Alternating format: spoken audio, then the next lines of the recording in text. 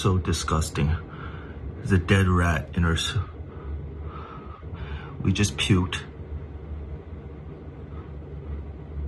Oh my. A New York City couple recorded there, at least the guy in the couple, he recorded the fact that he found, he said a rat in the soup, but I think it's small enough it can be considered a mouse. Either way it goes, it's pretty damn disgusting. They did call out the restaurant where they ordered the takeout from. He said they'd already been through most of it, and as you saw, their response from that. It's Eunice and Jason Lee is the couple, and they ordered this takeout from their favorite, as they said, Korean restaurant. And when they noticed that whole thing going down. So again, forewarned, there's one more image of it because he went all over the place and took it and flipped it around and everything. So there's a couple more images of it as we discuss this, if you guys would like to go ahead and view that a bit. But that restaurant is called Gammeeok, and it's in Koreatown in New York City. And after this whole dispute happened, they put them on blast. As you can imagine, whenever people find foreign objects in their food, this is pretty much standard. It goes down that way, except from the way that Gammeeok has responded. By the way, first of all, they already had a lower health inspection code that went through in January of this year. I think they had them around the C rating is what the New York health inspector then discovered. And this couple said they didn't notice that, or they just didn't see it because they didn't go in person. They ordered online, as many folks now do.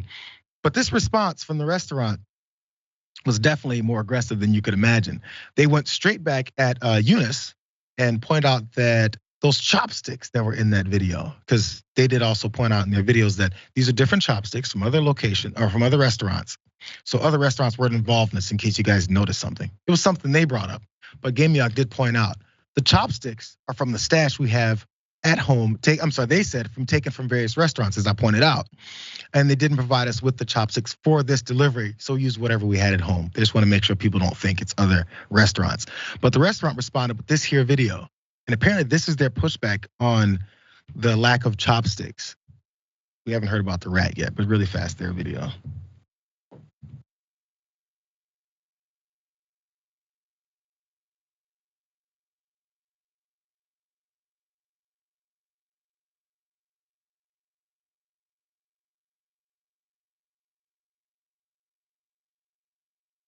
So there's a video of someone putting chopsticks in a bag. I guess. One more part here before, because this pushback really got hard here, Sharon. They also looked into, I guess Eunice or one of them's old Yelp review from 2016 even. And this is what they pointed out. They wrote a review on Yelp 6 years ago saying that a fly came out of takeout food from another Korean restaurant. It's a rare experience to most people in their whole life.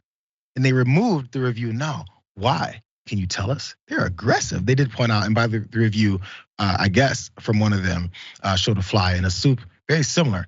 It was a much smaller pest there that time. So this is their approach. And there was one actually, Sharon, there was one person who responded to that post that I was thinking the same thing, is this is not the way you probably want to approach it. Whether you're right or you're wrong, I think the worst way to go about this is to say, well, you guys are just a bunch of scam artists. Yeah. Look at these chopsticks. Because now look, okay, it probably would have gone viral. Now you're on the watch list and people are scrutinizing you. Again, let's start with the investigative surveillance video that is supposed to prove what? Everybody knows when you order food and you check off, yes, I want utensils. Restaurants take delight in not giving them to you. So again, I side with the couple here. The other thing is the old review, flies and soup. Man, it happened, okay? When I lived in St. Louis, I once got a lethargic cockroach in my pizza served by a national chain, okay? I'm not gonna name it, not anyone affiliated with Shack. So think of a different chain, okay? But it actually happened. It happened to me. And the cockroach was staggering around and it was ridiculous. And I couldn't eat pizza for about a week. The only thing that they should have seized on, JR, is that that's a very small rodent. And have you ever been to New York City? Maybe walked around past midnight, 1 o'clock. They look like cats. New York City rats are huge. That's what they should have seized on the restaurant to say, nah, this is a phony, this is fake. That's what they should have said, but that's not what they did. Well, I mean, the other part of this, if it's a scam, then the couple would have to have, I guess, a pet rat hanging out that they're looking to get this lawsuit over, or maybe it ran up in their house. Again, many folks in the city do talk about the rat and rodent infestation. We talked about it with the mayor several months ago when he had some new trap device that was disgusting.